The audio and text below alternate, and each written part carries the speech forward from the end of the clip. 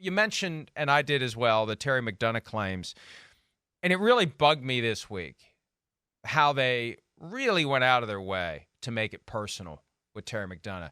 Gratuitous stuff, over the top, unbecoming to the Cardinals, unbecoming to the Shield. I've called on them publicly, not that they care, to delete the things that they have put out there about Terry McDonough.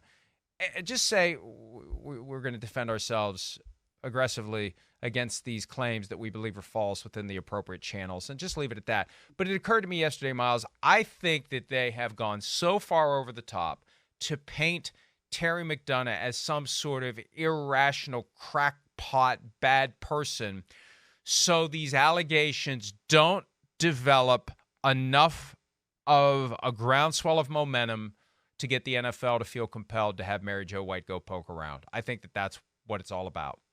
Because you never know what allegation. And I said this all along. It's why they protect Daniel Snyder.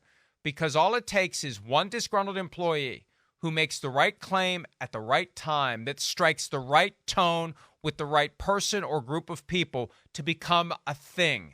How does it become a thing? For the Commanders, now there were a lot of people who were mistreated while working for the organization, but it was enough to become a thing. If Terry McDonough's claim becomes something that develops that organic, natural momentum, at some point, Mary Jo White is adding to her list of projects for the National Football League, and she's going to go out there and start poking around. And it's like being audited on your taxes. People don't want to be audited on their taxes because you never know what they're going to find when they start looking, and you feel like that they believe they have to find something to justify their existence. So they're going to keep looking and looking and looking and looking until they find something that they get you with.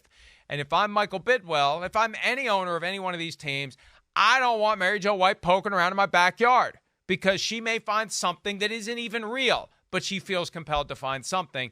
And I wonder whether they're going to bring in Mary Jo White.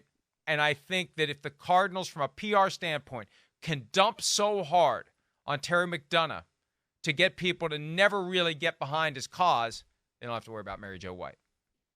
Well, that would be interesting if we got some more reporting to corroborate what Terry McDonough's claims were. Then I think that would kind of be that signal that, hey, maybe the NFL does need to go and have Mary Jo White start doing a little more digging around within the Arizona Cardinals organization, because that's kind of where we're at right now, right? This is sort of surface level where, yeah, Terry McDonough's made some claims, and then you had that very public, very unbecoming, I think you just used that word and I'd agree with it, response from the Cardinals to Terry McDonough. And usually when we see something like this, I mean, we've seen enough from the Commanders to, I guess, kind of know what the playbook maybe is or should be, which is we deny these allegations and we will vigorously defend ourselves, right? And that's usually what it is from that standpoint. And it just was not that. And it was jarring, I think, to read that response from the Cardinals and just see exactly how they were attacking the personal character of Terry McDonough. And I think it was Josh on our text chain who said this, but it's like, when you see a personal attack like that, it just kind of makes you think in the back of your mind, well, maybe there's something to this. Maybe there's something to these claims, because otherwise, why would you go and attack the character of somebody like that in that particular way? You know, it just, I don't know. So if we get some more reporting on it, and I hope somebody is really looking into it and trying to do a little more digging and see if there is a there, then maybe that's when Mary Jo White may or may not get involved. Here's, I think, the other angle, too, and it's not just reporting. Terry McDonough mentions other employees who were mistreated, allegedly, by Michael Bidwill. If those other employees come forward, if one becomes two, becomes three, and see, this is why they dumped on Terry McDonough. This is the warning to anyone else out there. And I hadn't thought of that. I'm glad we're talking this through. Anyone else out there who may have something bad to say about Michael Bidwill, check yourself before you wreck yourself, because we will wreck you if you dare say anything about the emperor of the Arizona Cardinals. I'm serious. We're going to come after you. Oh, yeah. We're going to come after you with everything we got.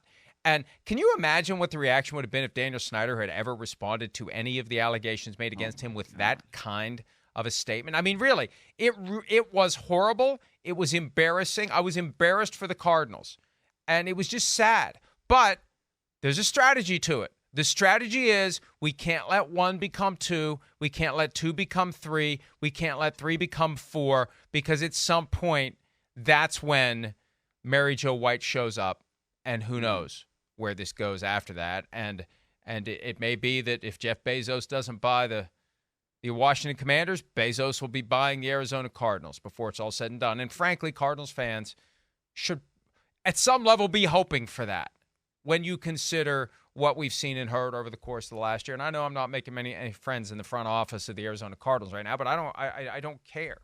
And look, if all 32 teams were owned by great stewards of the sport who did the right things all the time, maybe every team would be 8-8 going into week 18 of the regular season, and we'd have the parity that Pete Rozelle wanted. But, the bottom line is, and this is one of the reasons otherwise that I think plenty of owners aren't so adamant about forcing out Daniel Snyder. The good owners like having 10 or 12 around that don't know what they're doing. They don't want the rest of the owners to be good. They want some dysfunctional teams, because at any given time, there's maybe 10 teams in the league that truly have a shot at winning the Super Bowl, that truly are among the best. And the rest of them, there's the group in the middle that means well, that can't get out of their own way. And then there's the ones that are just bad organizations, bad ownership, and you can change the pieces and you can think that things are going to be different, but you still have that common thread that's eventually going to bring you down. And that's where the Cardinals are. I don't want to list others right now. We could probably come up with a list if we wanted to, but the Cardinals are in that bottom third, that bottom echelon of teams that other teams are happy to not have to worry about. You want to do that for the draft later in the show? Teams that other teams are very happy that they kind of suck.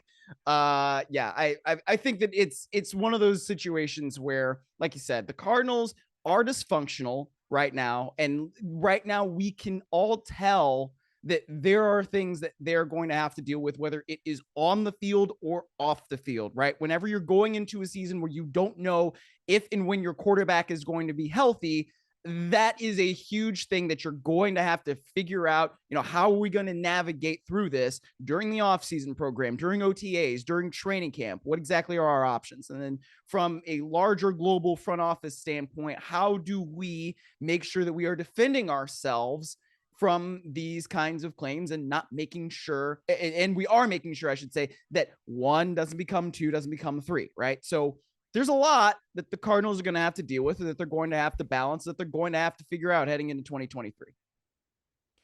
All right, let's go ahead and take a break. When we return, a team that used to be among that cluster of franchises that the rest of the league did not have to worry about is ascending. The Detroit Lions, a guy who was there when it was dysfunctional and is coming back now that it's functional, has some thoughts. We'll talk Lions next here on this Friday edition of PFT.